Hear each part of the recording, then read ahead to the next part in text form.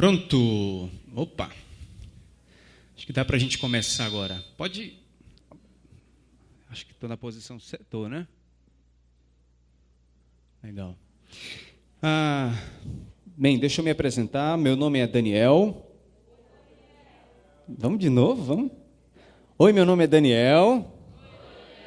Coisa boa de se ouvir. Eu sirvo nesta igreja há alguns anos e atualmente eu tenho servido como coordenador da rede de crianças da nossa igreja, que nós chamamos de Geração Futuro.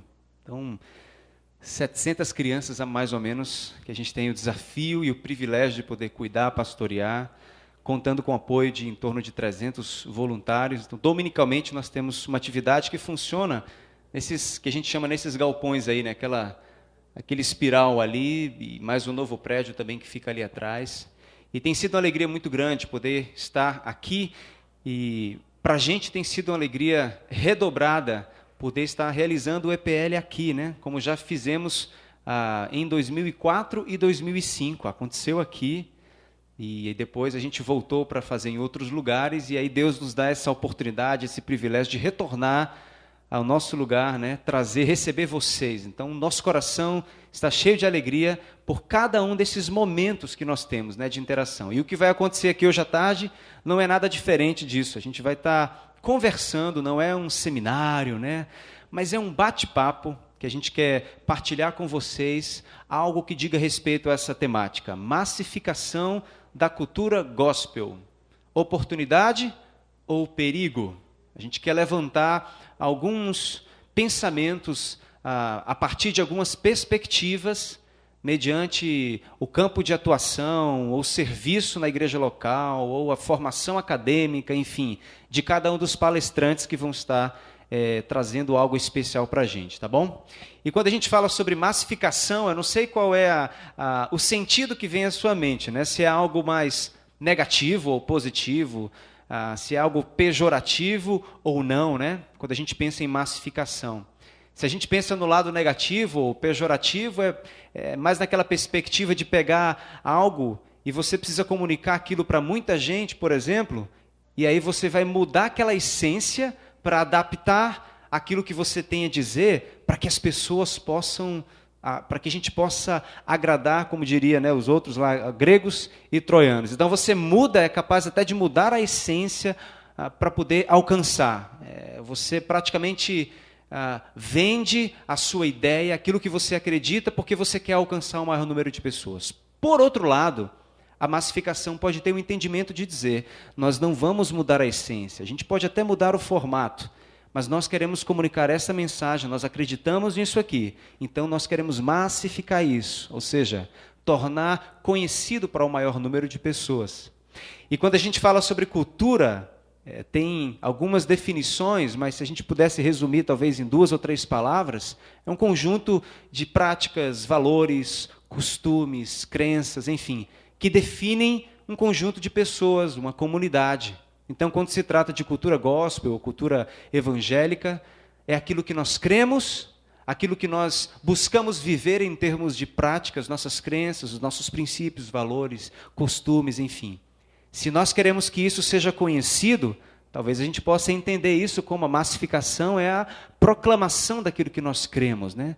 Massificação da cultura gospel. Então, em cima desses pensamentos que a gente quer bater um papo com vocês, mais uma vez, a partir da ótica, da perspectiva de algumas linhas, né? Seja arte, seja música, seja uma perspectiva mais histórica, seja a perspectiva de mídias sociais, redes sociais, enfim. Tem muito pano para manga aí, a gente tem até, pelo menos até às 18 horas para bater esse papo. Então, como é que a gente vai fazer? Só para vocês entenderem. Nós vamos dividir o nosso tempo aqui em 2 blocos. O primeiro bloco é o momento é o momento de exposição. Então, a gente vai falar um pouco daquilo que está no nosso coração, que a gente preparou, e depois desse primeiro bloco, nós teremos o segundo bloco, que aí sim é o momento para perguntas e respostas. Então, como é que a gente vai fazer? Vocês receberam um papelzinho azul na entrada, ou algum momento aí, né? Pronto.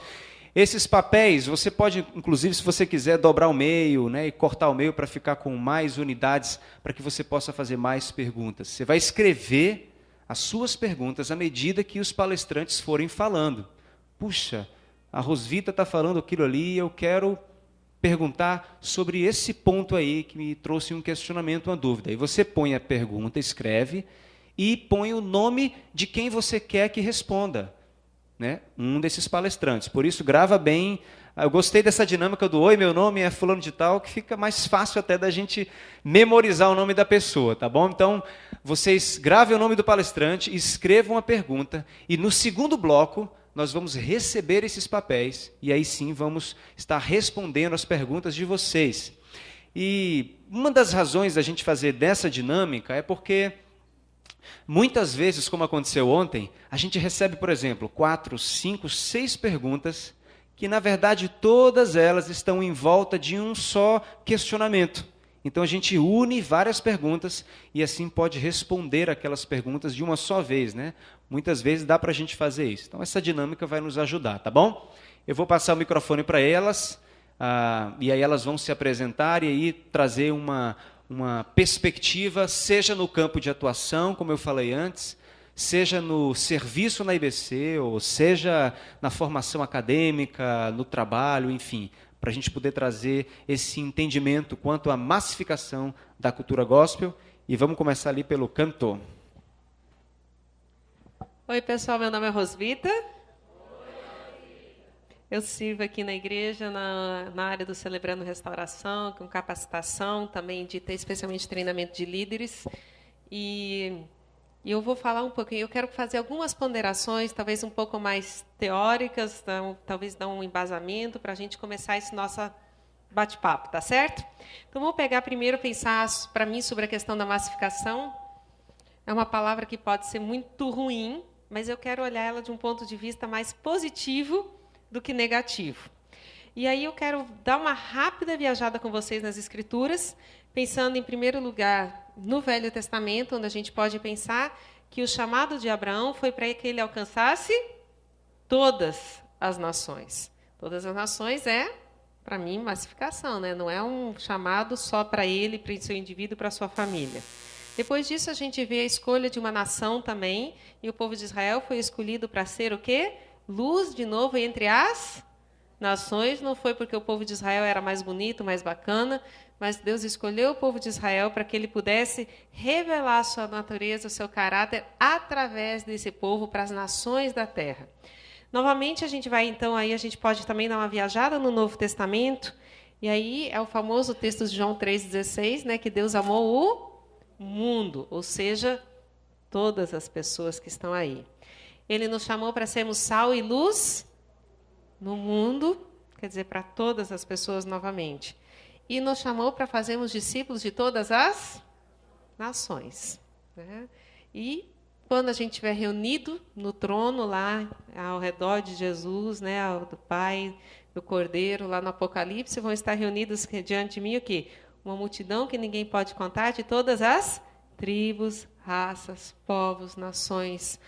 Ou seja, para mim, o plano de Deus, ele não é um plano de Deus para um povo restrito, mas é realmente a massificação, quer dizer, que o evangelho possa se espalhar para o maior número de pessoas possíveis. Na história da igreja, a gente tem alguns exemplos interessantes de pessoas que Deus usou para fazer diferença na história e trazer o evangelho dele à tona. Quero citar só 2 exemplos. Um deles foi Lutero e o movimento da Reforma Protestante. E aí, nem só pegando essa questão da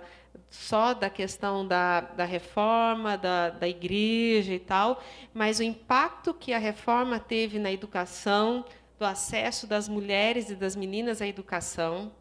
Lutero foi um dos grandes defensores para que nós mulheres, pudéssemos ter acesso à educação.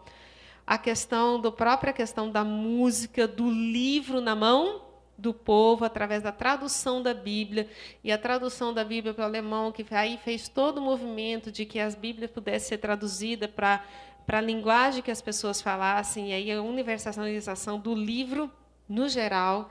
E a gente tem um outro exemplo que é muito forte, que é o exemplo na Inglaterra, de Wilberforce, que contribuiu para a mudança das leis sobre a escravatura. Então, ele foi um parlamentar inglês, e que fez uma lei que foi extremamente importante para que a escravatura acabasse no mundo, que foi a proibição do tráfico de navios negreiros. Acabando-se com o tráfico dos navios negreiros, aos poucos se acaba também com a própria questão da escravidão. E os dois, né, o Wilberforce também um cristão muito convicto. Qual é o perigo com relação à massificação? Para mim, o perigo é que o sal perca o seu sabor, que é o que Jesus disse, mas se o sal perder o seu sabor, como restaurá-lo? Mas uma grande oportunidade é que a gente pode glorificar a Deus. E aí o texto, né, diz de Mateus 5, diz assim: sim, brilha a luz de vocês diante dos homens, para que vejam as suas boas obras e glorifiquem a Deus de vocês que está nos céus. Então, a gente tem uma oportunidade também muito grande de glorificar a Deus, mesmo sem uma conversão necessariamente através das nossas boas obras. Algumas considerações sobre a cultura, né? Então, começamos com a massificação, agora indo para a questão da cultura. O Dani já falou um pouquinho sobre o que é a cultura. É difícil, é um tema bastante complexo. Toda vez que você vai discutir o que é a cultura, dá pano para manga. Mas eu acho que o Dani resumiu muito bem quando disse assim, que cultura é o quê? É um sistema integrado especialmente de crenças, valores e costumes, e que são reproduzidos através das instituições de uma sociedade, seja do núcleo menor da família até o núcleo maior de governo e tribunais e por aí vai. E qual é a interação que nós cristãos precisamos ter? Nós não estamos num mundo onde a gente diz assim, a cultura não me afeta. Nós estamos inseridos numa cultura. Então, a gente tem uma escolha para fazer. Ou nós vamos interagir com essa cultura, ou nós vamos tentar nos excluir dessa cultura. Então, nós já tivemos alguns movimentos historicamente, de alguns cristãos que tentaram dizer, nós não queremos fazer parte dessa cultura, quando a gente teve aquela forte ênfase do monasticismo, né? Que foi exatamente pessoas, nós não queremos viver nessa cultura, mas acabaram criando uma outra cultura, porque não tem jeito a gente viver sem cultura. A gente está envolvido em cultura em todos os cantos. Agora, qual é o nosso papel? Essa é uma boa pergunta para a gente fazer. Nós temos um papel relevante dentro da cultura para influenciar a cultura, ou a cultura que vai moldar aquilo que nós vamos pensar e transformar? E aí, quais são alguns perigos para mim? A questão da tradição e do tradicionalismo, né, que às vezes a tradição é boa, mas o tradicionalismo nos mantém presos, saudosistas ao passado. E aí eu gosto de uma frase muito legal que a Mocidade para Cristo usa como slogan, que diz assim, que nós deveríamos viver ao compasso dos tempos, mas ancorados na rocha, porque os tempos mudam. E aí, às vezes, a gente precisa ficar ancorado na tradição bíblica, mas o tempo muda. E ontem eu já estava falando assim, eu sou daquele tempo que música na igreja era só no órgão. Qualquer outra coisa era pecado grave. Né? Então, hoje a gente tem... e, às vezes, a gente fica se arraigando nessas coisas. Né? Então, qual é a pergunta aí? Qual é o limite? Né? Uma outra coisa também, que nós somos chamados a sermos profetas na cultura onde nós estamos, como cristãos, e isso pode custar a vida. A gente tem um exemplo bíblico de João Batista e tem um exemplo dos cristãos primitivos que, no Império Romano, pagaram com a própria vida porque eles disseram, nós não vamos dizer que César é Senhor, mas que Jesus é Senhor, e, por causa disso, eles sofreram na pele, literalmente, essa escolha de serem profetas de Deus na cultura. E uma outra coisa que eu penso sobre a cultura é que nós precisamos ter sensibilidade cultural. Não adianta a gente dizer que eu preciso compreender qual é a cultura de um determinado lugar para que eu possa proclamar essa mensagem de forma relevante dentro daquela cultura. E aí eu fiquei me lembrando assim, nós estamos aqui no Ceará, né, gente? Ceará, calor, né? Agora, ainda como é que muito pastor é obrigado a pregar? Terno e gravata. E que vem da onde, gente? Da cultura com a qual nós fomos colonizados, da cultura que nós fomos evangelizados. E o terno e a gravata, muito tempo, foram considerados sacros e santos. Né? E aí a pergunta, qual é a sensibilidade cultural que a gente tem? Né? Nós precisamos fazer essas perguntas. E uma outra pergunta, que eu não vou entrar agora, que dá um outro pano para a manga, que é a questão que a gente faz uma separação, muitas vezes, entre o que é sacro e o que é profano, e isso também dá uma boa discussão para a gente conversar um pouquinho sobre essa parte da questão da cultura. Mas nós também temos uma oportunidade muito grande com relação à cultura. Qual é o nosso desafio que nós temos? E eu gosto de uma frase do Francis Schaeffer, que ele diz assim: os cristãos não precisam estar em maioria para exercer influência na sociedade. Mas nós podemos causar impacto na sociedade. E aí ele tem um outro conceito que vem muito com o Francis Schaeffer, que diz assim, e o pastor Fábio falou sobre isso hoje de manhã, nosso papel é desafiar o mal, mas não é só desafiar o mal, e afirmar o bem. Desafiar o mal e afirmar o bem. Mas, culturalmente, nós estamos mais propensos a desafiar o mal e não afirmar o bem. E o nosso papel diante da cultura é esse duplo papel. Mas, se a gente pensar só nessa questão da massificação e da cultura, são temas que a gente pode discutir um bocado. Mas, se a gente tem uma compreensão muito clara do que o Evangelho, tanto a massificação fica num ponto de vista bíblico, que dá para a gente entender, puxa, qual é o plano de Deus, também da questão da cultura, mas o nosso grande pergunta hoje, o que é gospel?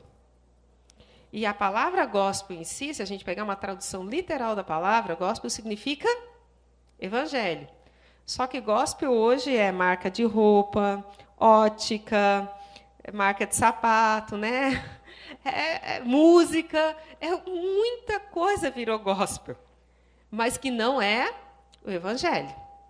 O Evangelho, a Bíblia deixa muito claro, se a gente vai ali para Romanos 1,16, o Evangelho o quê? É o poder de Deus para salvação, para transformação.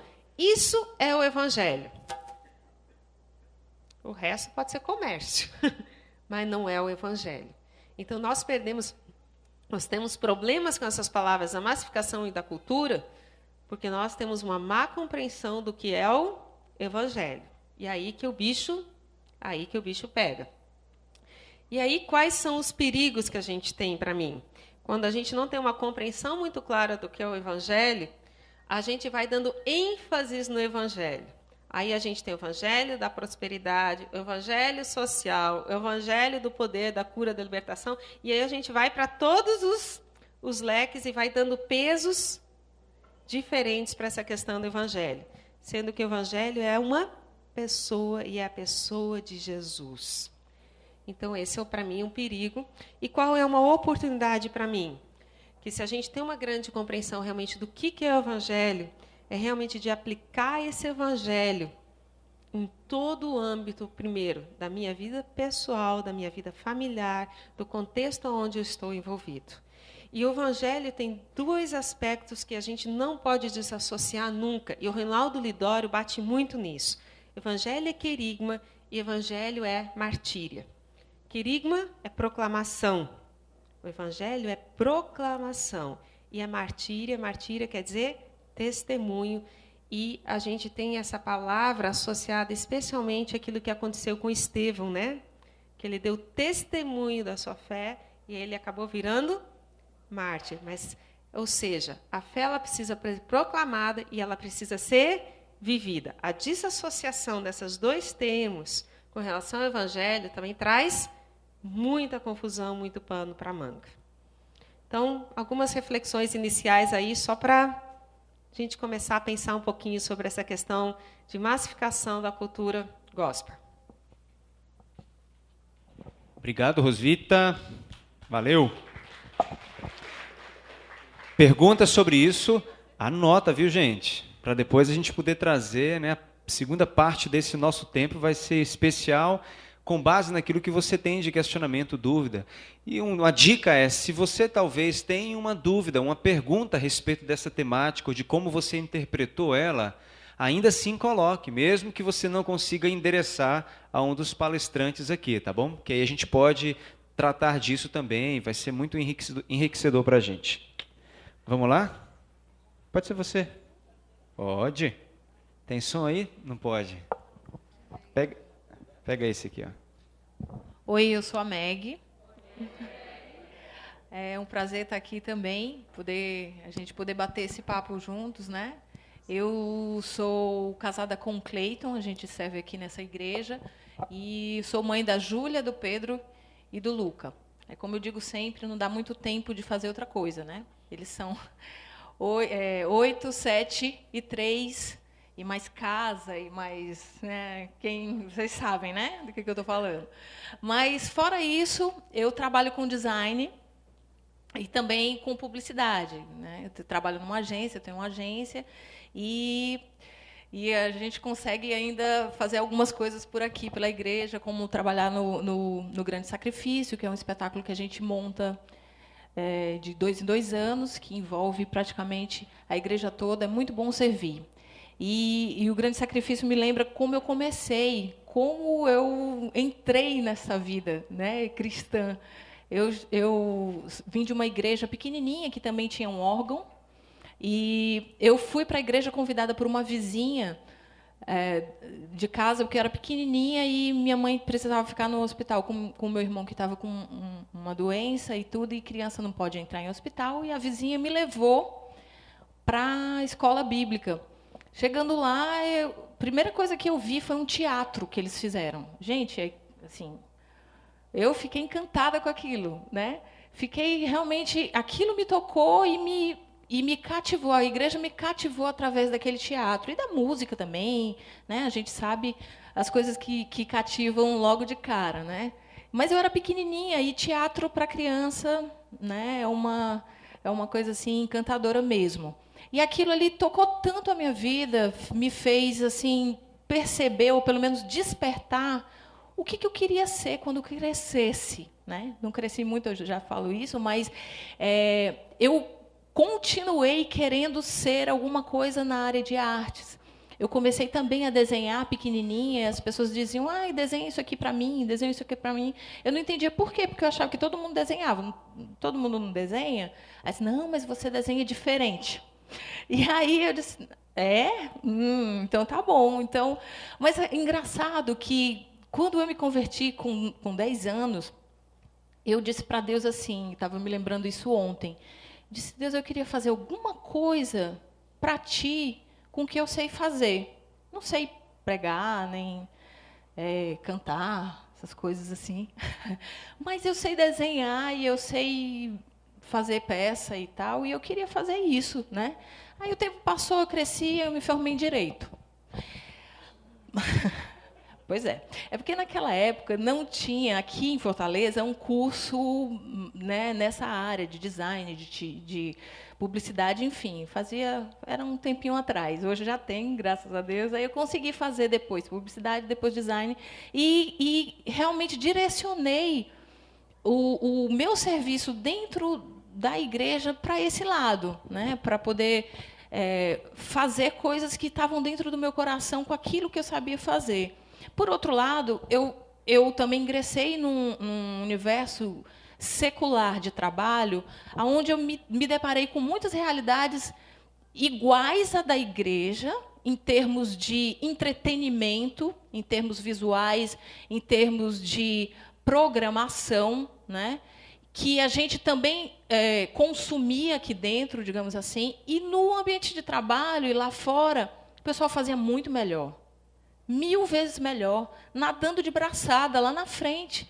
E eu disse: por que a gente não faz isso? Isso me incomoda até hoje, me incomodava e me incomoda, acho que incomoda todo mundo. Primeiro, aquela história da gente dizer, porque é para Deus, Deus aceita. A gente faz e Deus aceita, sim, não estou questionando isso. O problema é que, hoje em dia, a gente vive inserido numa cultura que está anos-luz lá na frente, lá fora, do que aqui dentro.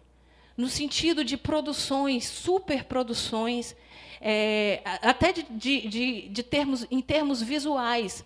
Você hoje chega, você assiste filmes, você está em contato com essa cultura toda hora.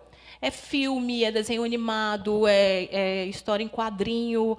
Você vai num ambiente, o ambiente está todo tematizado para captar a tua atenção, para que você possa consumir aquele conteúdo no qual você está entrando. E a gente aqui, tendo o Espírito Santo, tendo um conteúdo muito superior ao que eles têm, a gente não consegue chegar lá, a gente não consegue atingir o nível de excelência que eles já trabalham normalmente. E a gente fica questionando por quê.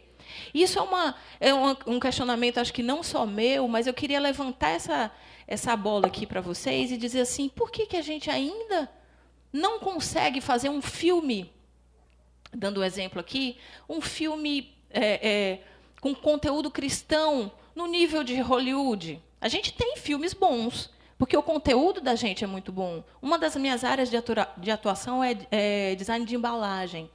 E a gente tem um exercício, quando vai fazer uma embalagem, a gente pega todos os outros concorrentes, a gente coloca numa mesa os concorrentes, a gente estuda a concorrência, o que eles estão fazendo de novidade, o que eles estão fazendo de melhor, quais as cores que eles estão usando, qual o grafismo, qual tipo de letra que eles estão usando, qual figura eles estão usando até mesmo para a criança, para chamar a atenção dessa criança. E quando a embalagem está pronta, a gente ainda faz um teste para saber se aquilo realmente funciona. E eu vou dizer uma coisa para vocês, apesar do plasticamente bonito, quando o produto não é bom, o consumidor não volta a consumir aquela embalagem lá. Agora, eu fico pensando em nosso termo. A gente tem um conteúdo maravilhoso. A gente tem, aliás, um dos maiores conteúdos, que é o Evangelho. E aí o meu ponto primeiro da massificação é dizer, por que a gente não consegue embalar esse conteúdo de uma forma que as pessoas digam assim, eu quero. Porque eu tenho uma história de Handel, quando ele foi apresentar, foi a estreia do Messias em Londres, e depois que ele apresentou a peça maravilhosa do Messias, chegou um lorde para ele e disse assim, você apresentou o maior entretenimento que Londres já assistiu. Messias, de Handel, todo mundo aplaudiu, e Handel, muito triste, deve ter ficado chateado, mas ele disse assim, puxa, você não está me dando uma boa notícia. Eu não sairia daqui feliz se a minha peça, tudo que eu escrevi, tenha sido mero entretenimento. Eu gostaria que eles tivessem saído daqui diferentes. E eu acho que esse é o nosso ponto. A gente tem como fazer com que atrair as pessoas com um conteúdo bom, mas a gente não está sabendo fazer. Uma das coisas que me inquieta, depois que eu tive filhos, foi a questão do conteúdo da cultura, da contracultura de HQs, que são quadrinhos, né? Muitos jovens das igrejas de vocês mesmos já devem ter consumido quadrinhos. Eu tive a oportunidade de conhecer o Maurício de Souza, o Parque do Maurício, onde ele constrói as histórias lá de quadrinhos. Eu fiquei encantada com aquilo. Imagina a criança, né? Eu já fui adulta para lá. E aí eu fico pensando, o que as nossas crianças têm consumido? Quais são os personagens que as nossas crianças, que a gente quer que elas realmente andem nos caminhos do Senhor? Quais são os personagens que elas têm visto na televisão? Ou que elas têm comprado na livraria gospel? Né? Quais são os personagens? Vocês sabem, eu conheço um desde a época que eu era pequena. Né? E eu conheço, inclusive, a Márcia Dassi, que desenhou o Esmilinguido. Gosto do trabalho dela. Teve um problema aí com o personagem tal, no meio do caminho, mas, assim, pensando bem, quais outros personagens surgiram depois disso? Né? Por que o Lanterna Verde está lançando agora a nova revistinha dele, fazendo um par gay com outro Lanterna Verde de uma outra dimensão, e as crianças estão loucas atrás dessa revista.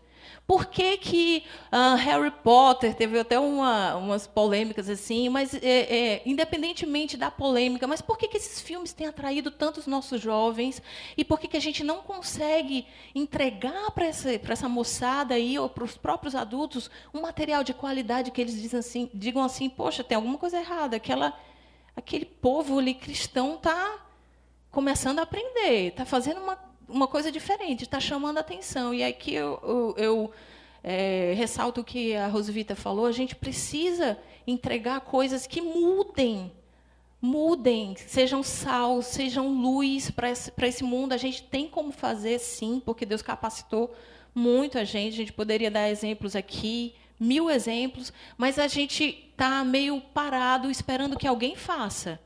E foi aí que eu disse, não, eu vou parar de reclamar e eu vou fazer. E eu disse para Deus, eu quero fazer. Eu quero fazer alguma coisa.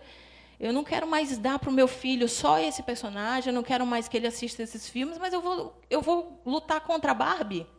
Eu vou lutar contra o Ben 10. Os meus filhos gostam. Eu vou lutar. Por que não? Eu vou lutar. Eu posso muito bem oferecer para ela a rainha Esther, a figura da Esther, mas não de uma maneira chata, uma maneira sem graça, mas eu posso oferecer uma Esther que as meninas lá de fora vão querer a boneca da minha filha. Vão querer que heróis são esses que os seus filhos brincam?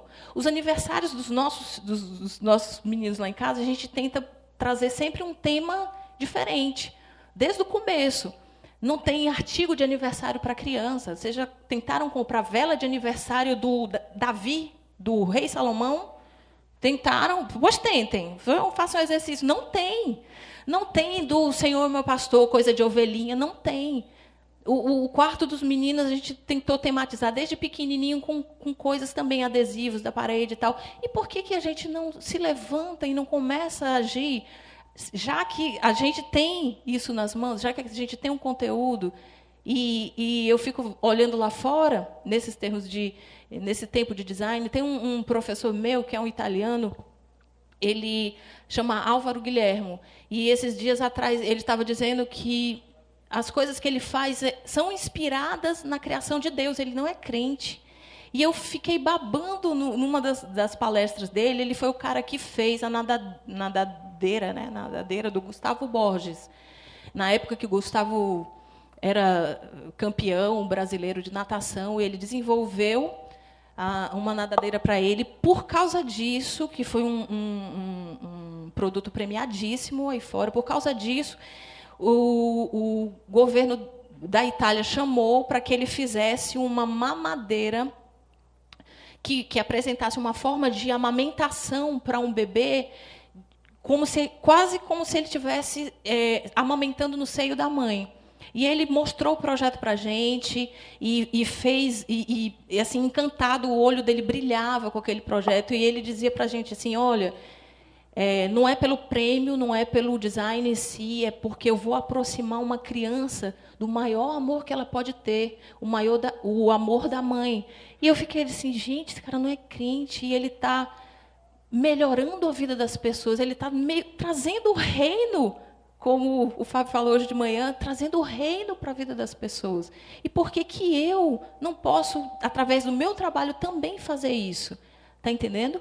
Então, assim, para a gente pensar um pouquinho que a gente tem diversas formas de fazer.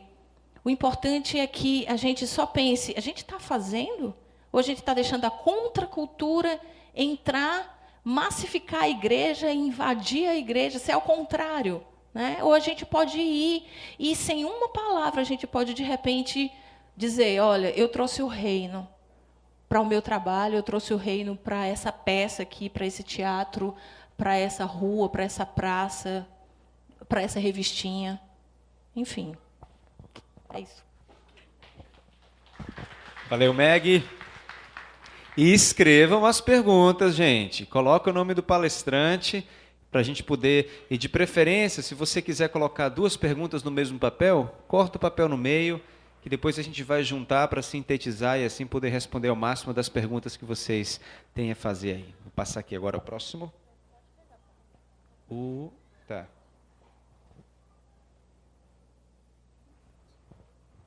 Quer usar isso aqui, sim? Pode ser. Quem estava no seminário vai lá e vai a Samira falar de Facebook. Bom, boa tarde, meu nome é Samira. Eu sou serva do Senhor Jesus, esposa do Jones, mãe da Sofia e, no tempo livre, analista e gestora de conteúdo digital na Converge, que foi uma empresa fundada por mim por um simples motivo. Eu queria trabalhar em casa para cuidar da minha filha e fui trabalhar no mundo virtual, que já era meu DNA, e deu certo, o Senhor nos abençoou dessa forma, e por isso tenho tido o privilégio de servir nessa igreja através das redes sociais, das mídias sociais da IBC, tanto alimentando esse conteúdo nessas plataformas, monitorando, interagindo. Então, talvez vocês, se algum já interagiu com aquelas redes, né, com os perfis da IBC Fortaleza, você falou comigo, oi, sou eu, estou por trás dos bastidores. Assim, o bastidor do bastidor, para mim, é bem novo, essa de ficar na frente das pessoas e poder falar do que eu gosto e do que eu acredito. Mas quando a gente fala de massificação, cultura e gospel, hoje é bem difícil você desassociar isso do mundo da internet e principalmente das mídias sociais, das redes sociais, porque foi onde nós, pobres mortais, tivemos voz dentro da internet, onde outrora, espaço que outrora era ocupado somente por sites de grandes instituições que tinham dinheiro para isso. Então, essas mídias, essas redes, elas vieram para de fato... Olha o que está aqui.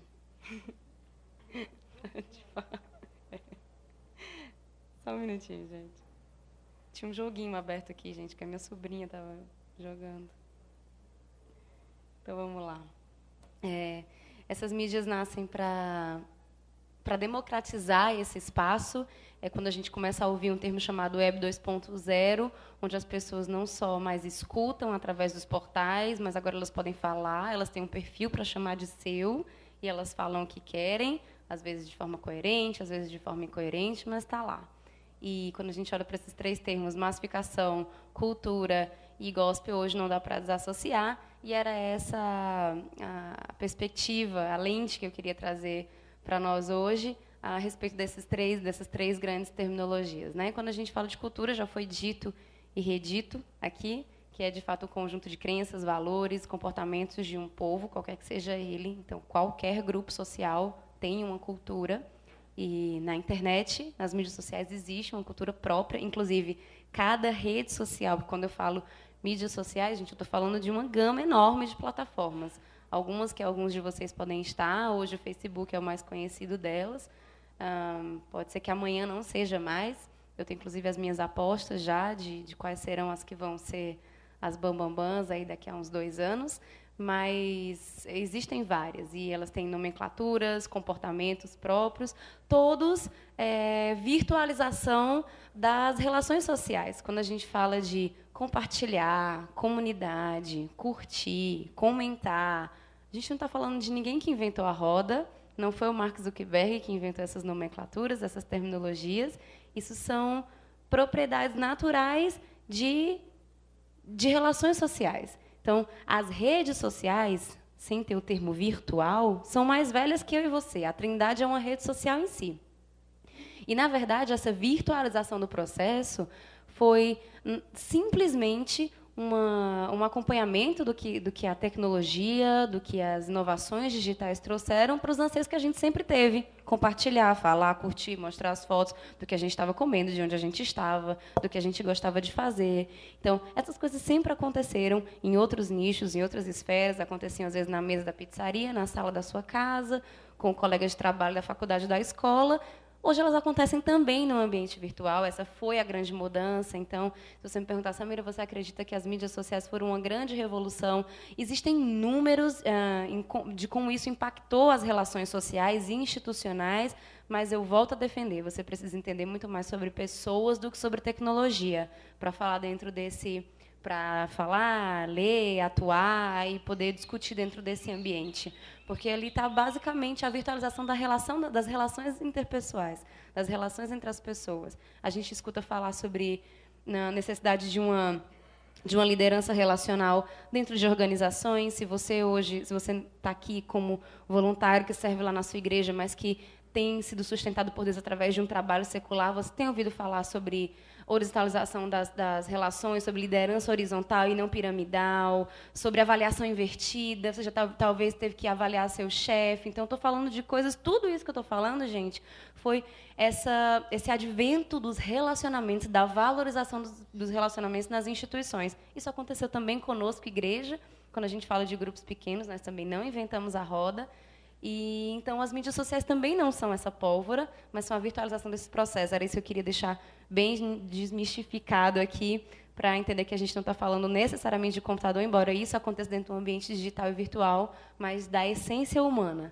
As pessoas continuam tendo essa necessidade e hoje estão fazendo isso de forma remota, em qualquer lugar do mundo, por dispositivos móveis, e aquilo fica registrado. Aliás, né, Plim, primeira grande dica, cuidado, a internet tem memória de elefante, gente. Eu canso de dizer isso, vai ficar sempre lá.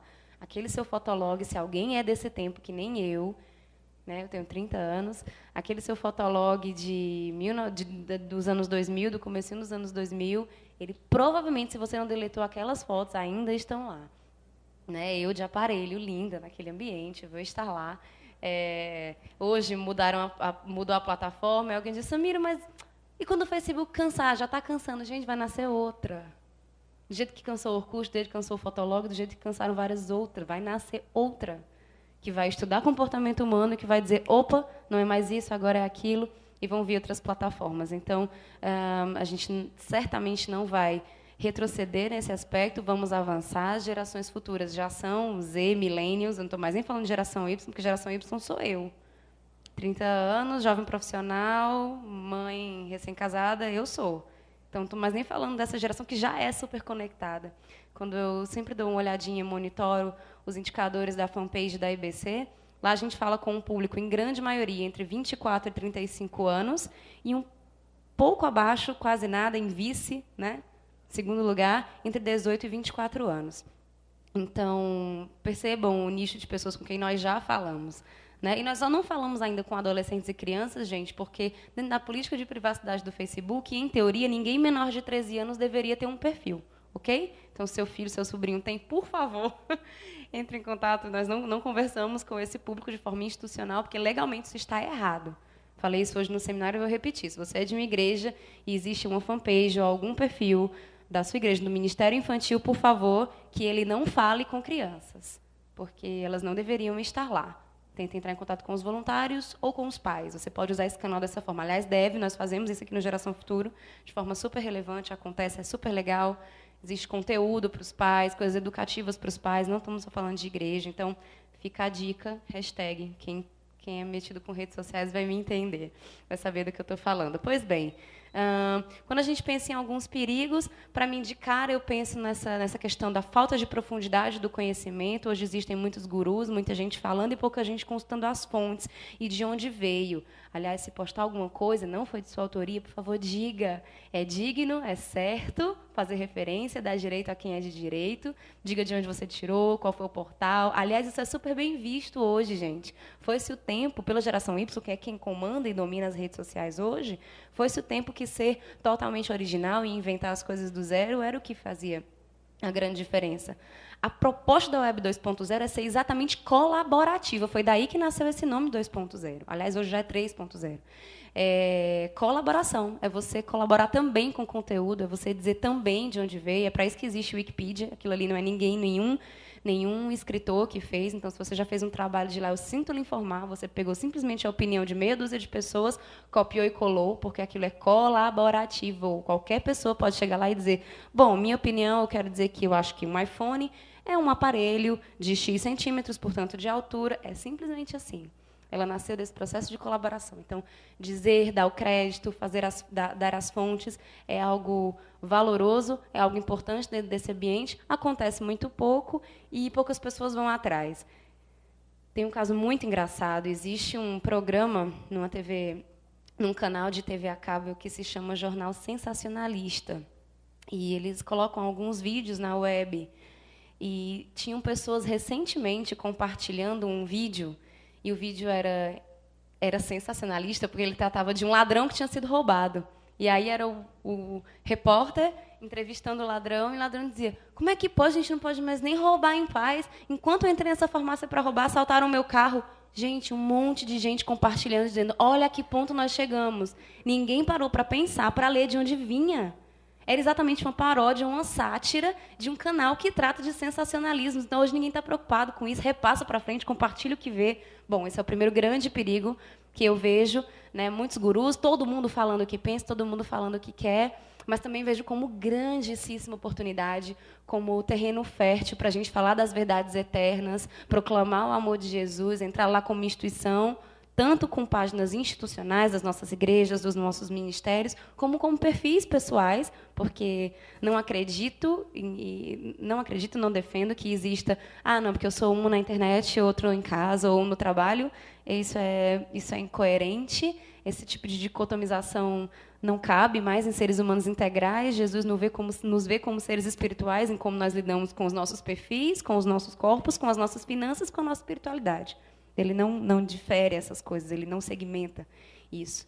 Então, vejo como grande oportunidade nesse sentido, no ambiente para você, tanto de forma pessoal, quanto aqui representando igrejas, como líderes e pastores, de forma institucional, usar esse ambiente para falar das boas novas. Inclusive, o termo evangelista é um termo usado dentro dos profissionais de internet, que fala exatamente sobre você divulgar e disseminar novas marcas.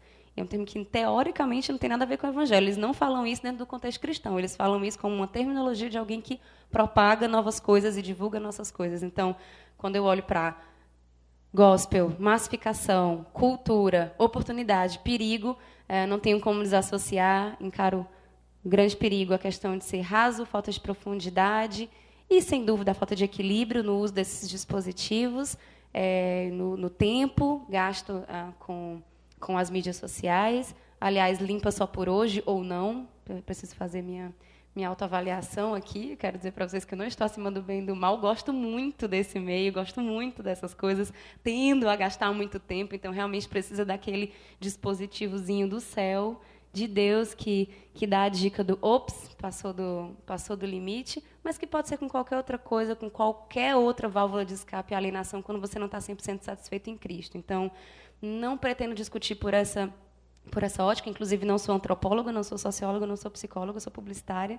Estou aqui trazendo por uma ótica mesmo de como a gente usar isso para disseminar mensagens e conversar sobre esses grandes termos, cultura, massificação e gospel dentro desse ambiente. Muito obrigada. Podem fazer suas perguntas. Se eu souber responder, eu respondo. Se eu não souber, a gente vai descobrir junto. Me adicionem, Samira Santiago, nas mídias sociais.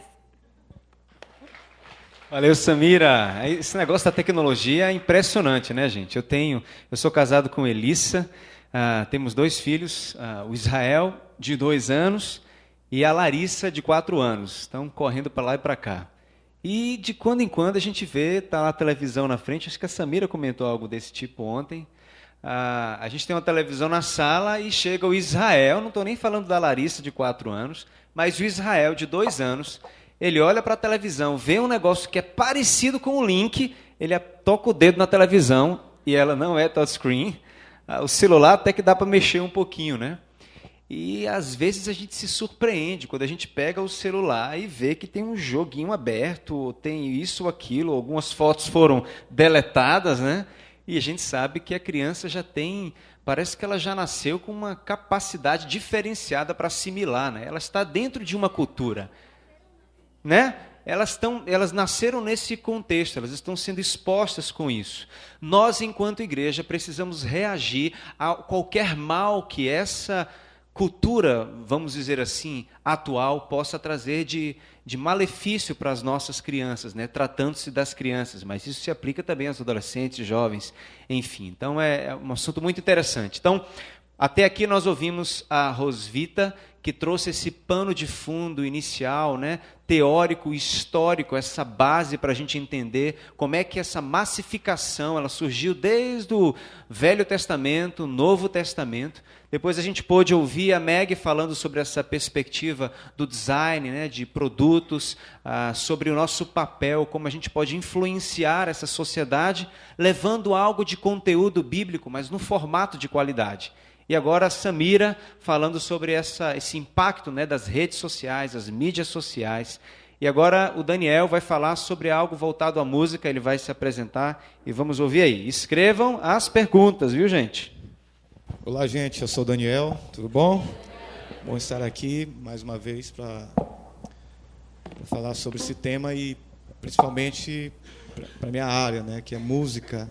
Eu trabalho com música desde os 18 anos, aprendi na igreja, tentei ir para uma escola de música, mas não consegui, porque não tinha dinheiro para pagar. E aí eu fui no ouvido, ouvindo as coisas, comprando CD, tentando imitar alguns cantores e tal. Eu lembro que eu imitava todo mundo, né? Na época era o Matos Nascimento, aí eu tentava imitar o cara, depois o Marquinhos Gomes e por aí vai. Então, tinha a crise da minha identidade vocal, que eu não sabia qual era, o que eu canto, quem era eu, né, como cantor, enfim. Sou de São Luís do Maranhão, eu sou piauiense, nasci no Piauí. Tem algum piauiense aqui? Terra boa! Mas eu só nasci no Piauí, não conheço quase nada. Inclusive, agora de férias eu estou querendo ir lá para conhecer. É, pastor? É para casar. Tá bom. Para tentar conhecer um pouco a cidade.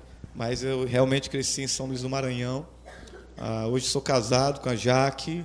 Tenho um filho, Bruninho. Acho que vocês puderam vê-lo, né, também junto de mim, querendo tocar outras coisas, tocar o teclado, algumas coisas. Mas Deus tem sido gracioso. Bom, e aqui a gente está trabalhando na área da música e tem sido um tempo muito precioso, mas também um tempo de muita reflexão diante daquilo que a gente tem ouvido, né? Acho que não só eu, mas vocês, no geral, a gente tem ouvido muita coisa, e eu acho que eu entro para o assunto que talvez seja o assunto mais polêmico de todos, música, né? Como sempre, o músico, o artista, esses bichos são difíceis, né? Mas hoje o que a gente está vendo é algo, de certa forma, como nunca na história. A música conhecida como música gospel tem realmente alcançado ou tem ganhado um espaço muito grande em meio às mídias, em meio aos programas televisivos, programas de auditório, como nunca antes, né? Acho que há 15 anos atrás, ou há 10 anos atrás, era difícil você ver um cantor gospel se apresentar na televisão, né? E no Raul Gil, na Globo, no Faustão. E, de repente, tem esse boom e a gente está vivendo esse momento. Porém, a nossa proposta é levantar um debate, um diálogo, uma reflexão, seja o que for, por na mesa dizer até que ponto isso é bom.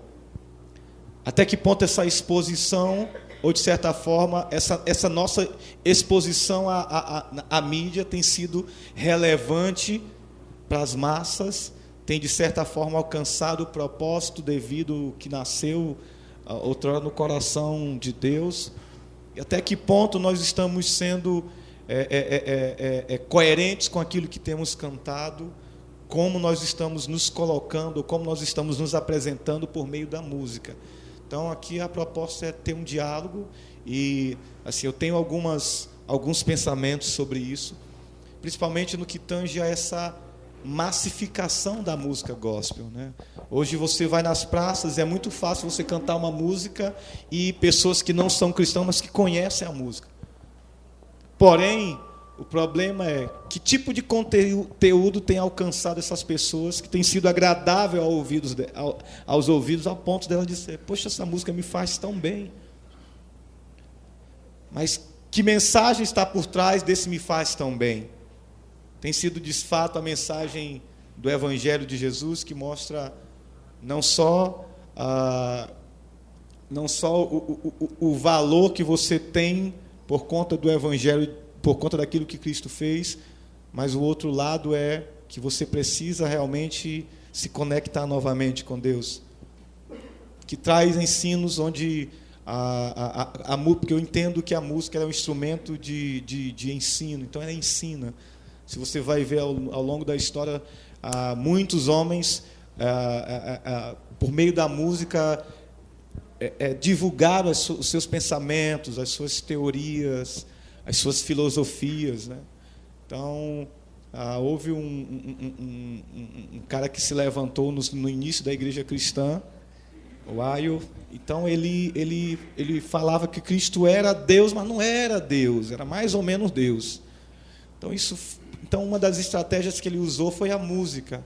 Então ele começou a levantar e começou a descobrir quem eram os compositores e começou a instigar os caras a comporem músicas falando sobre essa quase divindade de Cristo no sentido a Deus. Então isso levou a igreja a um caos total, porque muitos defenderam esse cara com unhas e dentes, porque ele era um cara carismático, que pregava bem, falava bem, era profundo, mas ele estava questionando a divindade de Cristo, até que ponto Cristo era Deus ou não. E a música foi uma ferramenta fantástica naquela época que ele usou.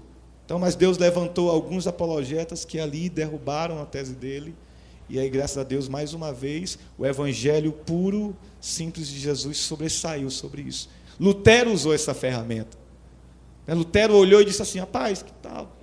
Melodias que o povo gostava de ouvir, cantava, bebendo. E ele tomou isso e começou a compor algumas músicas com letras com o evangelho denso e começou a botar botar as melodias que eram conhecidas pelo povo comum, simples, e aí isso alcançou o povo. Mas hoje, né, nós temos, por exemplo, meu filho chegou em casa um dia desse, ai, se eu te pego, ai. Como é que é, meu filho? Você ouviu isso aonde? Mas o interessante não é isso. O interessante é que a gente pode esperar isso de lá, mas daqui tem mais ou menos a mesma coisa, cantada de forma diferente. Talvez até em forma de mantra, onde a gente canta muita coisa sem entender quase nada. Quando eu ouço Diamanso cantar algumas coisas, eu tenho que parar, ouvir e refletir. E dizer assim: o que esse cara está falando? Mas por que isso? A linguagem que um Diamanso desse canta deveria ser algo tão fácil para nós. Mas o interessante é que nós nos conformamos com um conteúdo medíocre.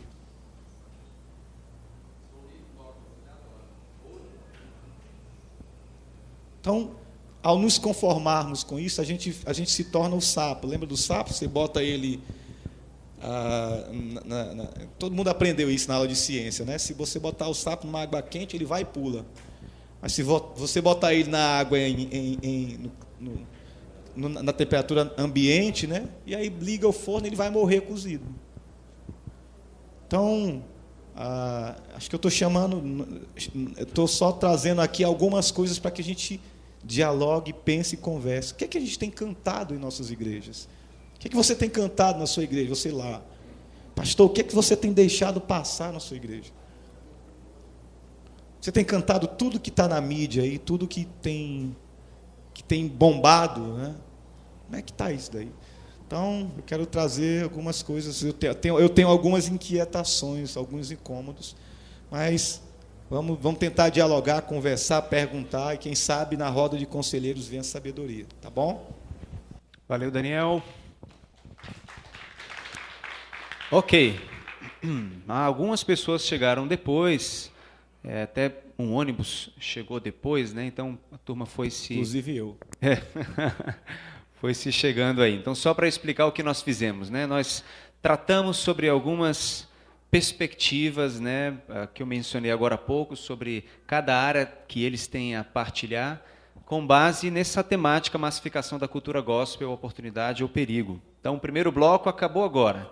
Esse segundo momento agora é o momento de vocês entregarem para a gente essas perguntas que vocês escreveram, ou se não escreveram, vão escrevendo, enquanto as perguntas também vão surgindo, você pode escrever. E a gente tem aquela equipe, tá o pessoal ali de pé, elas vão passando por você, e você que escreveu a pergunta, levanta o papelzinho aí para ela poder identificar. Pronto, legal, legal. Vamos lá. Tem gente que está com um bocado de pergunta na mão, coisa boa. E aí a gente vai tentar, claro, sintetizar essas perguntas para atingir a todos os questionamentos.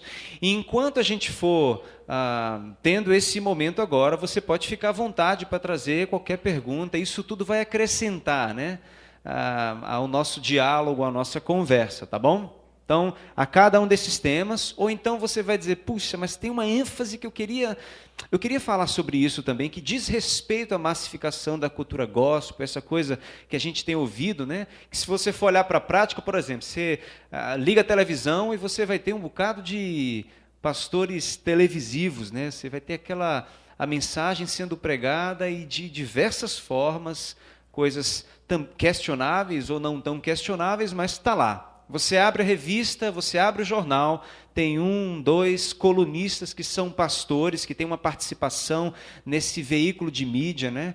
Quando você olha para as ruas, às vezes, dependendo do período ou da cidade, você deve conhecer a Marcha para Jesus. Você tem milhares de pessoas andando, talvez, nas principais vias da cidade. Isso tudo diz respeito ao que a gente fala sobre massificação dessa cultura gospel, dessa cultura evangélica, né? Então, como é que a gente vê isso aí? Tem alguma pergunta, algum questionamento, alguma consideração? Manda para cá que a gente já está organizando aí para separar de acordo com as ênfases com os palestrantes. Para a gente começar, eu vou fazer uma pergunta enquanto elas estão organizando para o Daniel, no que diz respeito à música, que eu acho que é algo interessante, que talvez até alguns de vocês, mesmo não ligado diretamente à música, mas se você está integrado na igreja local, então significa dizer que esse assunto é pertinente a cada um de nós, é pertinente a cada um de vocês. Porque a música a gente entende que é um dos principais veículos artísticos de comunicação daquilo que nós cremos, né, daquilo que nós buscamos viver e temos vivido. Então, Daniel, o que você acha... Temos ouvido muitas canções com um conteúdo centralizado nas necessidades das pessoas, ao invés de estarem centralizadas em Jesus. Você acredita que isso tem a ver com a tentativa de se atrair mais e mais pessoas para comprarem produtos e frequentarem os grandes eventos, né? Então, vamos ver o que é que o povo está querendo, vamos ver quais são as necessidades dessas pessoas. Não importa muito qual é, não. Se quer dinheiro, se quer sucesso, se quer prosperidade e não precisa de mais nada, se quer que todo mundo fique curado, ao invés de, às vezes, viver uma doença e entender que o Senhor, a graça do Senhor basta. Não, vamos fazer assim, o que é que o povo quer, né? Então, será que essas músicas elas estão muitas vezes centralizadas nas necessidades das pessoas ou centralizadas em Jesus e o porquê disso, né? Nossa, acho que essa é uma pergunta que a gente deveria lançar para todo mundo aqui que está ouvindo essa tarde, né? O que vocês acham, né? Por outro lado, há uma avaliação, eu de vez em quando por meio das mídias sociais, apesar de eu ser um cara mais ou menos 1.0, né? Ou até menos nisso. Às vezes eu estou no Facebook, o pessoal entra para falar, é a Jaque que está. Não, é a Jaque, o Daniel quase não entra e tal. Mas, enfim. Eu entrei em parceria com um camarada chamado Iago Martins, quem está muito ligado às redes aí, dos movimentos. Esse cara tem feito muito barulho com o Voltemos ao Evangelho, apesar dele não ter sido criador, e ele é daqui de Fortaleza.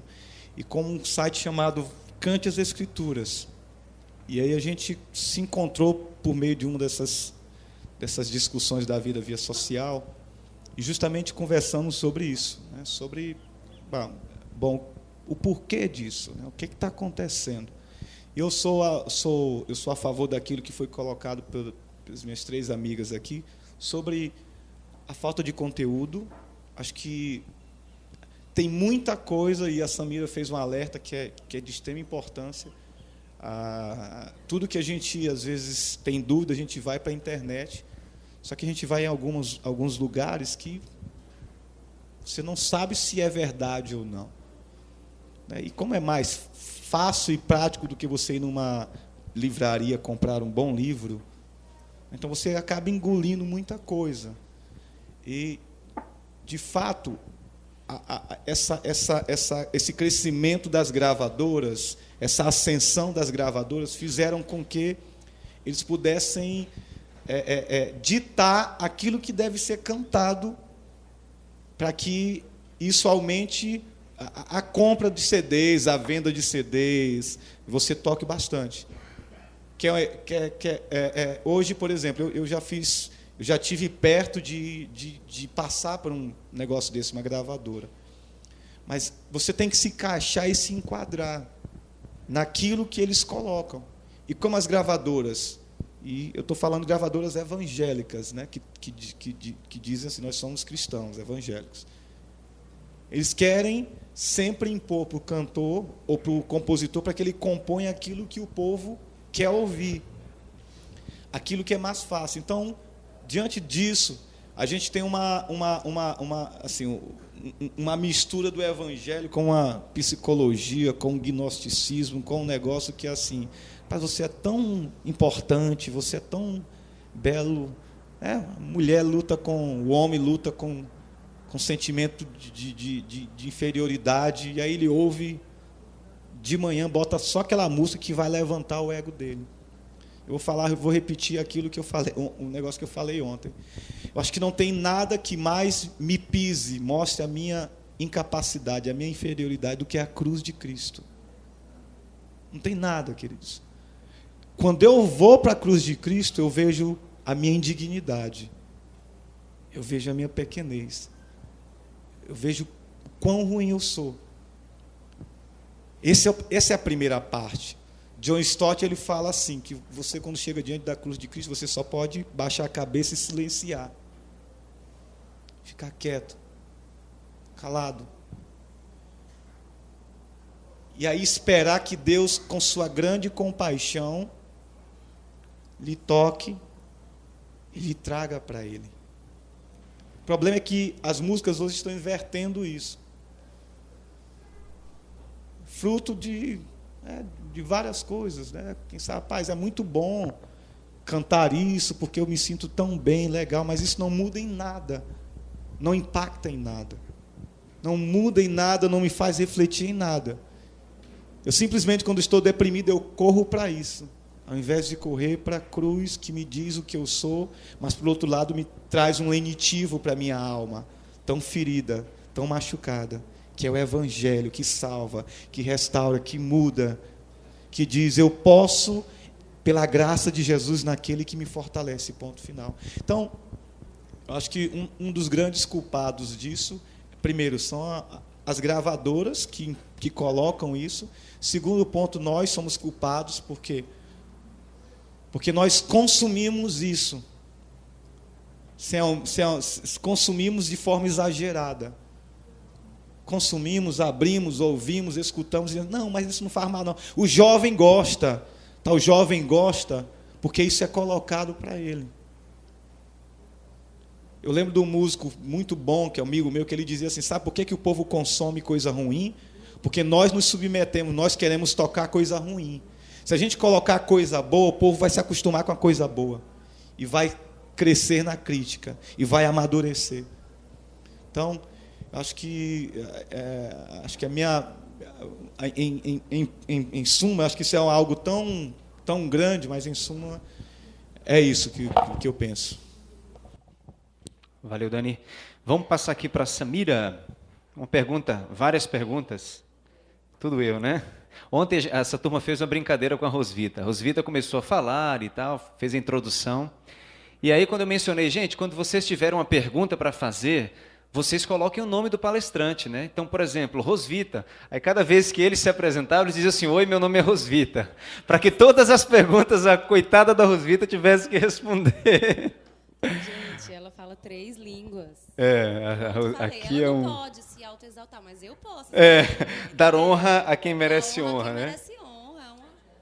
Mas é por aí. Estou sendo Rosvita. Vamos lá. E a gente vai tentar, claro, ser o quanto mais objetivo nas perguntas. Talvez a gente não vá ler exatamente o texto que você colocou, mas a gente junta várias perguntas para responder ao seu questionamento. Então, a Samira falou algo sobre essa restrição quanto ao público infantil nas redes sociais, por exemplo, o Facebook. Então, como é que a gente pode se comunicar com as crianças virtualmente, sem prejudicar ou sem infringir essa lei ou essa ética ou esse princípio, né, relacionado às redes sociais?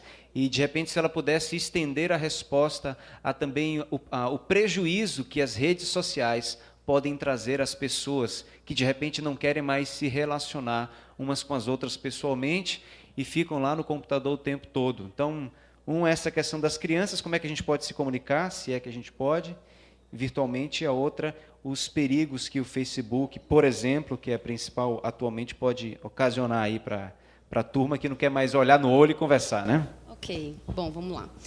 No que tange às crianças, eu mencionei aqui especificamente o caso do Facebook. Não são todas as plataformas de mídias sociais que têm essa restrição de faixa etária. Então, você precisa, assim, nunca clique, aceita os termos de...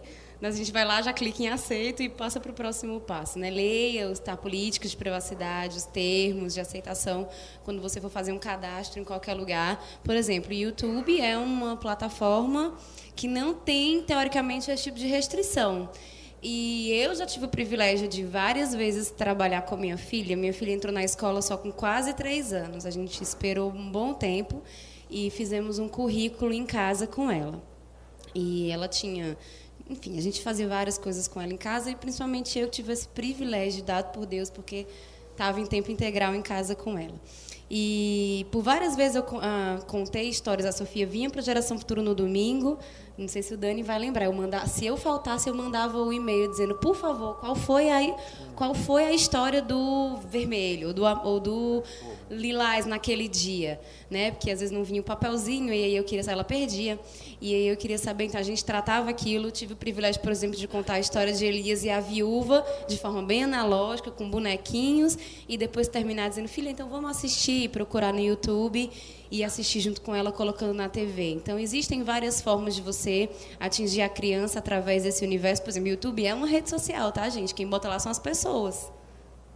São as pessoas que estão postando lá. A gente esquece, né? Gente, só não é rede social, site, tá bom? O resto é tudo social, é tudo gente que faz. Gente como a gente, que estão lá colocando conteúdo.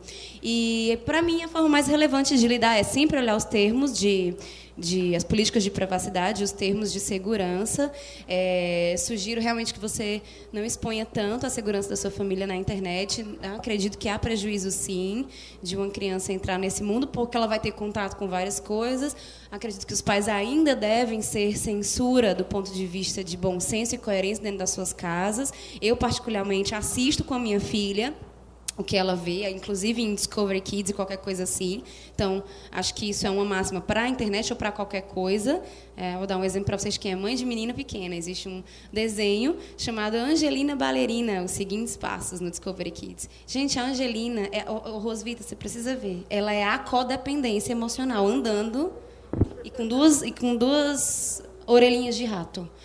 E eu olhei aquilo, ela é uma ratinha, né? E, assim, então eu diria, eu olhei aquilo e quando eu identifiquei, gente, a pobre da Angelina, ela sofre tanto, ela precisa tanto da aprovação da professora de balé, e ela ainda é uma bailarina, e só a bailarina que não tem, lembra daquela musiquinha? E é bem isso mesmo, né? Existe esse estigma em cima da menina que dança balé, da perfeição. E eu assistindo aquilo com a Sofia, é sempre um privilégio para algumas coisas censurar mesmo. Eu ainda tenho autoridade dada por Deus dentro da minha casa para fazer isso. Não é a funcionária que vai fazer isso, é por isso que eu estou em casa. A funcionária não pode orar com ela na hora do almoço. Pode, mas não tem autoridade para ministrar sobre a vida dela, como o Senhor deu para mim, por graça e misericórdia, que eu não mereço. Então, vejo os mesmos prejuízos quanto ao uso das redes sociais para a criança, quanto ao uso da internet, não vou nem colocar redes sociais, como eu vejo de você expor a criança de forma indevida ou de qualquer jeito à TV ou a qualquer outra mídia. Né? Essa é só a social, mas a qualquer outra mídia. Música, enfim. Qual é a outra? Das pessoas não quererem mais se relacionar, né? Vou repetir o que eu já falei antes. Eu acho que isso é uma disfunção emocional como qualquer outra e uma forma de alienação como qualquer outra, como glutonaria, como hedonismo.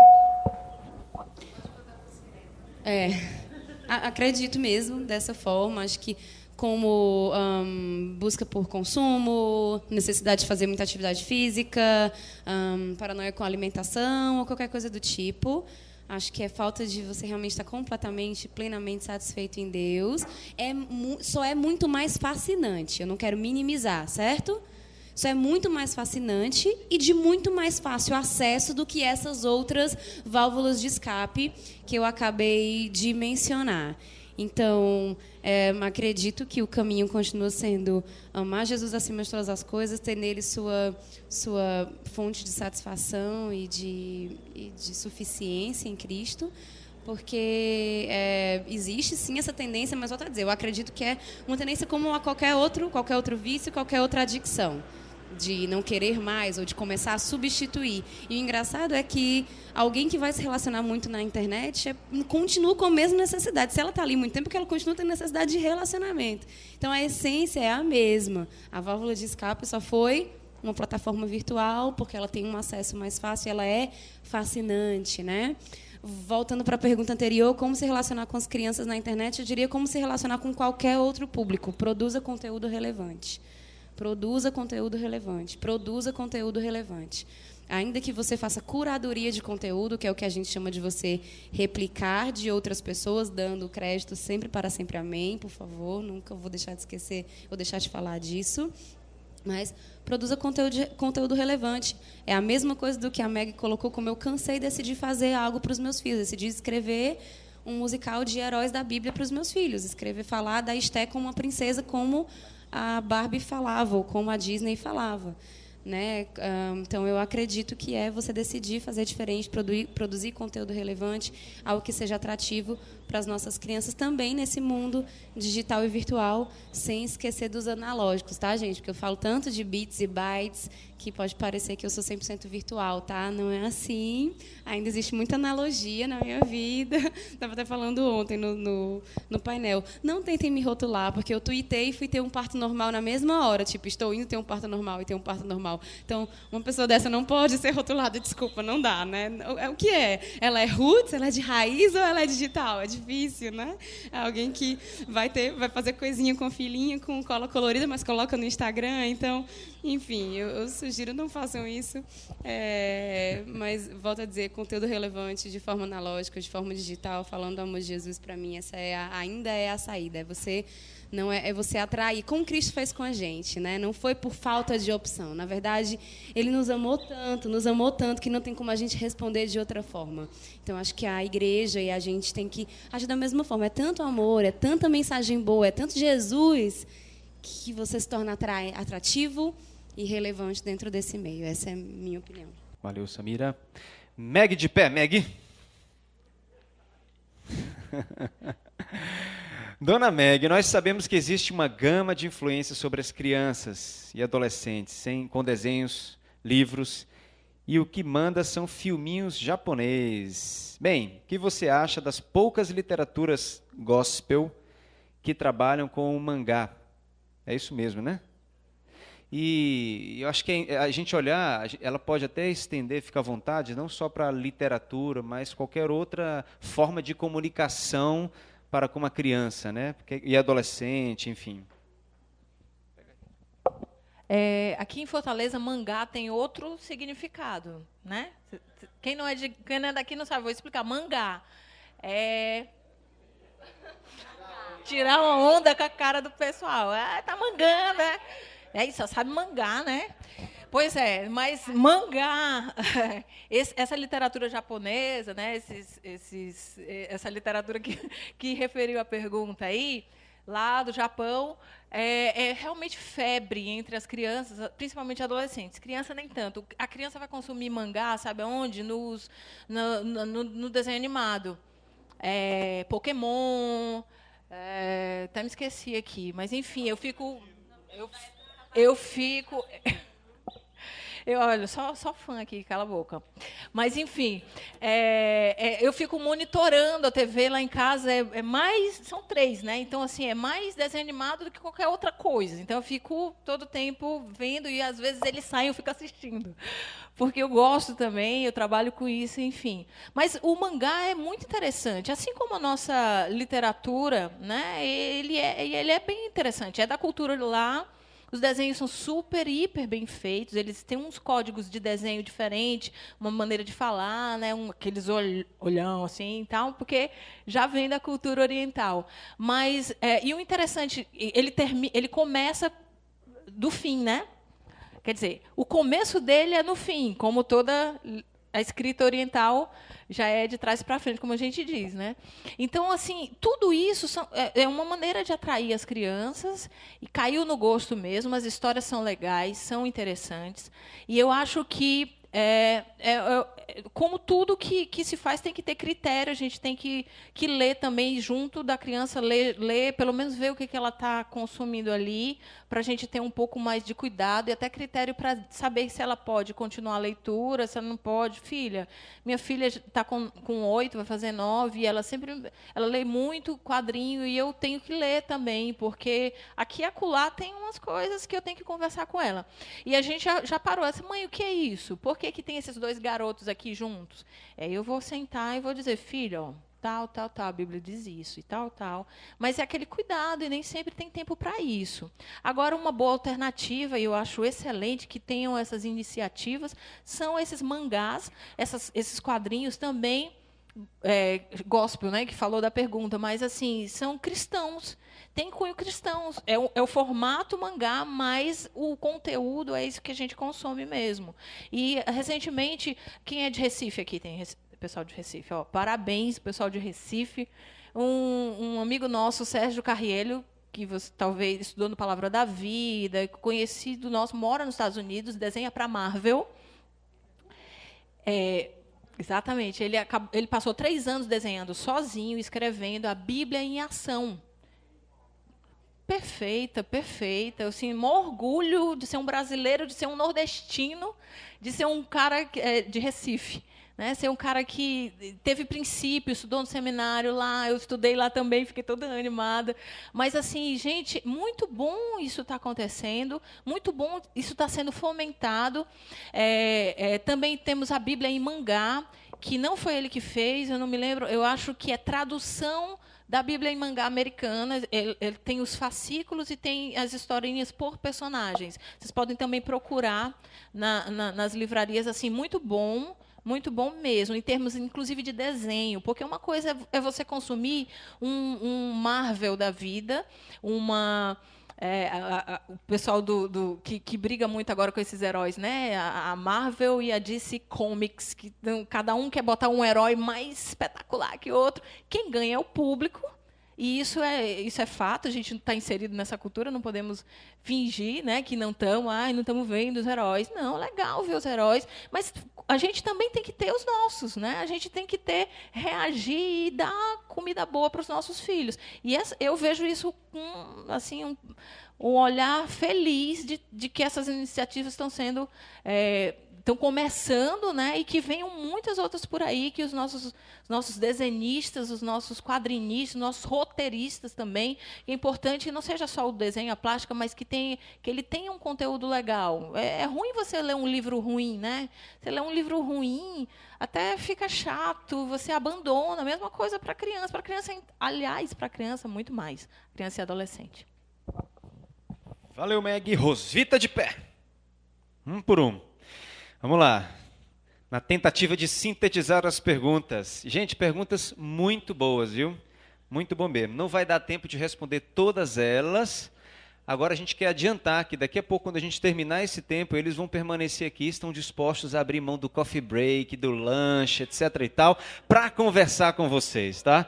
Então eles vão se separar, vocês pegam pelo braço, carrega, faz as rodinhas se for o caso, fiquem à vontade. Tem aí pelo menos uns 30, 40 minutos depois ainda para conversar. Então, bora lá. Rosvita, temos duas perguntas aqui, mas que dá para sintetizar numa só. O movimento gospel não veio para ressuscitar o humanismo combatido pela reforma protestante, né? Que é um momento muito interessante no que diz respeito a essa questão da cultura, né? O que a reforma representou. E aí a outra pergunta é: a igreja atual é mais influente ou influenciada, né? Ela é mais ativa ou ela é mais passiva? Eu acho que essa pergunta quem tem que responder são vocês e não eu. Eu acho que aí você tem que olhar para dentro da sua própria realidade de igreja. A primeira é sobre a questão do humanismo. Eu acho que essa questão do humanismo continua muito presente na nossa sociedade, na nossa cultura hoje, né? O humanismo é simplesmente a questão do homem estar no centro, né? E a gente vive mais do que nunca numa sociedade hoje humanista e com várias outras filosofias aí também, né? Com o prazer e tal, do hedonismo e tal. E é lógico que o evangelho vem sempre contrapor isso, especialmente com relação ao humanismo, dizendo que o homem não é centro absolutamente nada, muito menos o cristão também, que a gente entra numa teologia também, eu exijo, eu peço, eu mando, até Deus fazer um zilhão de coisas, né? E a gente não se coloca numa posição onde nós somos puros recipientes da graça, do amor de Deus e que a gente depende da misericórdia dele todos os dias. Então, essa questão do humanismo permanece hoje muito forte, inclusive no meio evangélico, não é só fora dos arraiais evangélicos. Essa questão, a segunda pergunta, foi sobre se a igreja influencia ou é influenciada. Eu acho que depende. Eu acho que nós temos como... Eu tenho tido uma experiência aqui na IBC de a igreja estar influenciando muitas vezes, em alguns momentos, a sociedade em vários aspectos. E aí eu vou citar só um bem simples que eu citei ontem aqui, foi com relação ao Celebrando Restauração, que eu posso falar mais, porque é um movimento onde eu estou mais envolvida, e foi onde nós fomos convidados, como movimento Celebrando Restauração, para fazer parte de um projeto do governo chamado Pacto pela Vida, que foi um levantamento sobre a questão do uso das drogas e do álcool no estado do Ceará, e nós somos consultores na área da reinserção social. Então, só o fato de você fazer parte de um grupo de 4 consultores que elaborou um documento e que esse documento vai servir como base, e está servindo como base já para as políticas públicas sobre drogas no estado do Ceará, que a partir desse documento, esse ano o governo do estado colocou uma secretaria nessa área e a prefeitura também estabeleceu uma secretaria nessa área, eu acho que nós temos como influenciar, sim, muito. E temos um papel muito relevante nesse sentido. Eu acho que, às vezes, nós somos muito tímidos com relação a isso, com aquilo que Deus nos deu, a mensagem, o conteúdo, a ética, uma série de coisas. Agora, se a gente não está influenciando, eu acho que porque nós estamos sendo negligentes com o papel que Deus nos deu para sermos sal e luz nesse mundo. Sal e luz influencia. Não tem como não.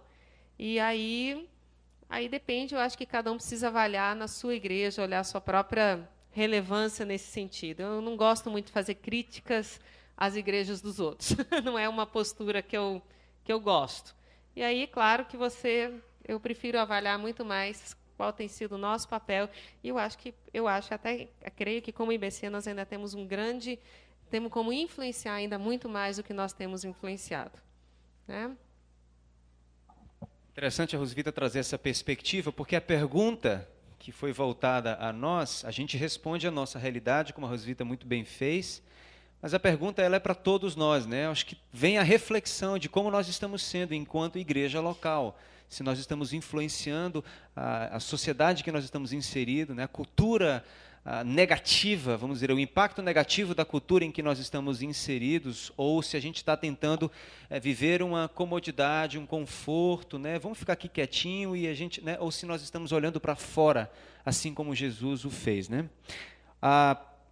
Nós temos aqui alguns minutinhos e realmente são muitas perguntas parecidas no que tange à questão da música, né? Esse negócio do sacro profano.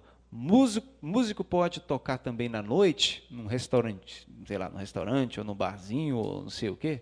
Olha, eu só falei isso aí, já vi o pessoal se mexendo, aquela coisa, então eu quero ver a resposta agora, porque tem muita pergunta nessa linha. Mas é inevitável, essas perguntas sempre surgem, né?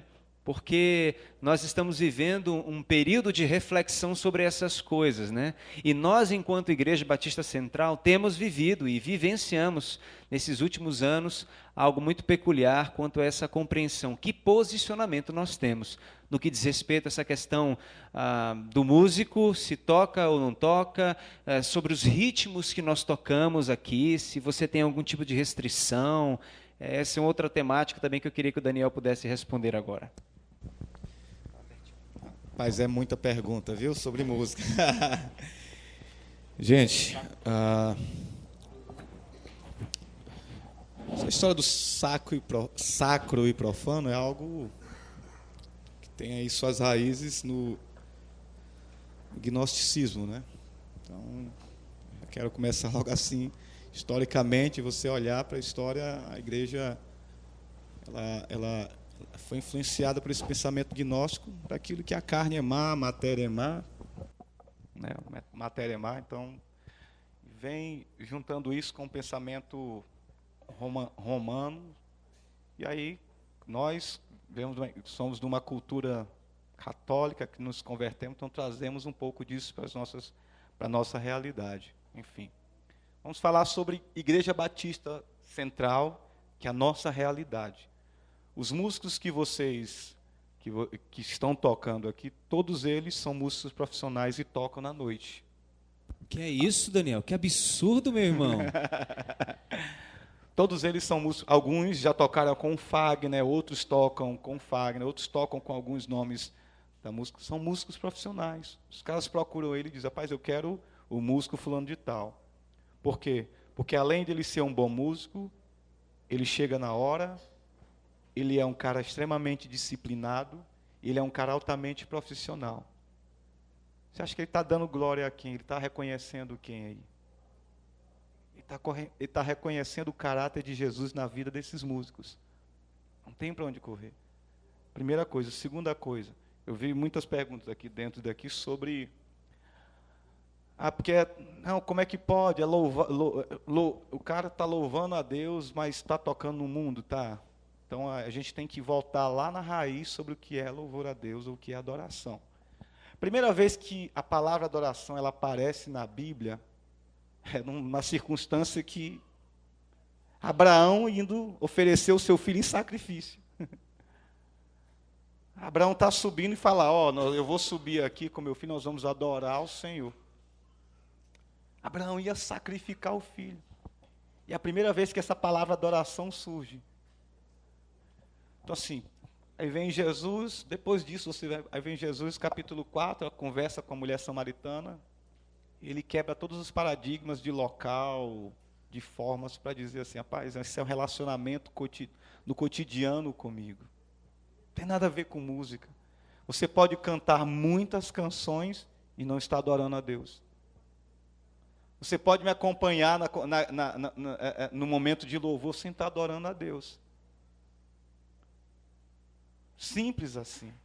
Porque não é esse momento que é adoração a Deus. Eu costumo falar que o palco é o transbordar. Escrevi até um texto falando sobre isso. No palco eu transbordo aquilo que eu vivo no meu cotidiano. Ponto final. Então, nós aqui na igreja, vi uma pergunta lá, o que você acha, né? Eu estou vindo agora do evangelismo nas praças com o Roberto de Amância, estávamos tocando lá Luiz Gonzaga. Isso mesmo, Luiz Gonzaga. Sabe o que aconteceu? O povo fez a roda, começou a chegar bêbados, transeuntes de todo tipo, chegaram lá ao nosso redor. Depois que eles chegaram, o Diamante falou: olha, nós somos servos do Deus Altíssimo. Servos do Deus Altíssimo. E o Daniel vai cantar uma música. Ele jogou a bola para mim. O Daniel vai cantar uma música para vocês. E aí nós cantamos sobre Cristo. As pessoas pararam e ouviram até o final. O Felipe Flakes cantou no final da música: é preciso amar as pessoas como se não houvesse amanhã. Eu quase vi Jesus dizendo isso, gente. Hein? Eu ia falar isso que Daniel falou que eu ia falar. Isso daí é o quê? É o diabo que fala isso? Para você ter que amar o seu próximo como se não houvesse amanhã. O diabo vai falar isso. Paulo se utilizou de alguns ditados.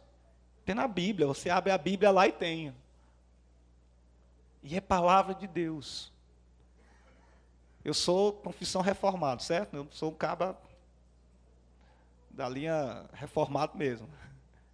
Então, assim, essa briga do sagrado com...